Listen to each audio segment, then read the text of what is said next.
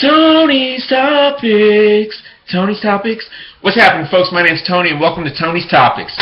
Alrighty then, so what do I want to get into today? The NBA, of course. There were some really great games on last night, Friday night, and so, honestly, I got to talk about them. Okay, so the first game I want to talk about that comes to my mind is the Chicago Bulls versus the Boston Celtics.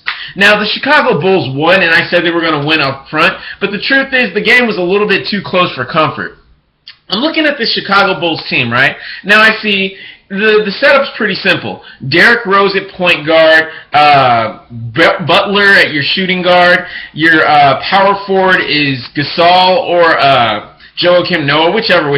You know, whoever's the power forward, whoever's the center, doesn't really matter. Bottom line is just as long as you have Joakim Noah on the court and Pau Gasol on the court, you're going to be just fine. So the only weakness seems to be the small forward position, which the coach is currently running Dunleavy at. But looking over a course of Dunleavy's games, occasionally he'll have a big game, but for the most part, he's really kind of like underperforming. I mean, definitely, I don't see this guy getting 24 minutes a night.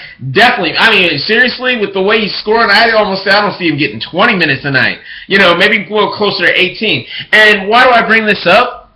Because they have another option in Doug McDermott. I mean, you have this young kid in Doug McDermott who is the NCAA scoring champion, the highest scorer in the NBA NCAA last year, and yet you're not playing him. Instead, you're going to play an 11-year veteran over him? Really? What and why? An 11-year underperforming veteran, you're going to pick that over a young fresh kid out of college? That I just don't understand. I don't see the logic there. So all I'm wondering is, you know, and I look at the rotations and stuff, right? This Aaron Brooks kid, he should definitely be in the guard rotation. I don't see how you can even rationalize him not getting 24 points a night or 24 minutes a night. That kid is way too good. Now you've got this Nikola Mirotic guy, and I see him as being, you know, a power forward, or you can run him in small forward. Bottom line is, he's too good. He's so good, he needs to be playing 24 minutes a night, at least. And then Taj Gibson's out. But when Taj Gibson comes back, he needs to be getting his 24 minutes. So, I mean, honestly, Taj Gibson could argue for 36. But, you know, you've already got really two great guys at power forward, you know, again, in Joakim Noah and Pau Gasol, you know, taking up your big positions. So, I mean, you're just going to have to outsource some of these guys to small forward. And now, I guess, as long as Taj Gibson's not in play, because once Taj Gibson comes back, I don't know how you do it, but you better get Taj Gibson 24 minutes a night at the very least. At the least. I mean, honestly, before Taj Gibson went, I started to thinking he was starting to outperform Joakim Noah. I don't think it was just me.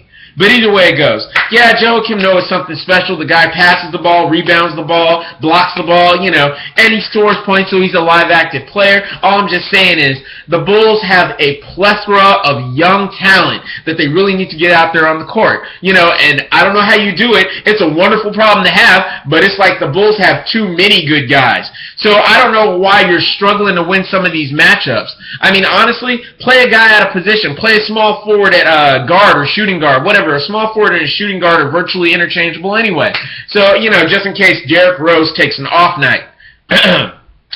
So, anyway, that's all I'm wrapping up with the Bulls. Honestly, the way the Bulls are designed this year, I don't think I've ever seen a Bulls team this loaded since Michael Jordan.